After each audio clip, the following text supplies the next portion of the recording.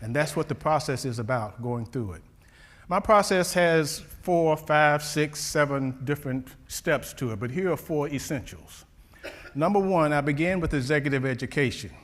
The outcome of that executive education is I want to look in the eye of the C-suite, the senior leaders, and determine if they have the intellectual capacity to understand this and if they have the commitment to sustain it.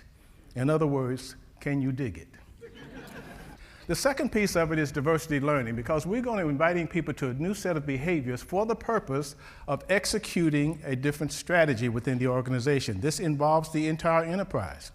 So what we want them to understand is we're inviting you to some behaviors which on the face of them look so logical, so commonsensical, so acceptable that I'm sure that you'll want to do it, but you need to understand why you're not doing it in the first place.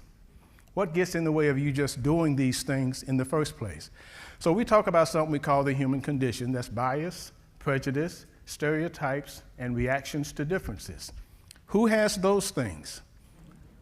All of us, at least all of us humans. Now, if Dennis Rodman was in the room, I would say maybe not, but all of us humans are subject to this condition. And once we understand that, we understand why we react to other people in the way that we react to them. The next part of it is management training. I told you this is about a skill set. It's about training managers to use cognitive diversity sustainably as a way of getting better decisions, innovation, problem solving, prediction, all of those things which have been shown over and over again that are available from properly managed diversity. We need to teach managers, again, managers, not leaders, the people who are on the line, one-on-one, face-to-face, day-to-day interaction with your employees to make sure that they have everything that they need to be optimally successful. And then another piece of the process is what we call the culture scan. How will people respond? Now for me, this is a deal killer.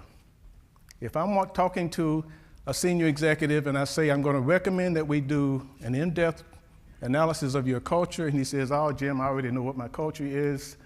I don't want to do that. I conclude he's not sophisticated enough to understand how important culture is.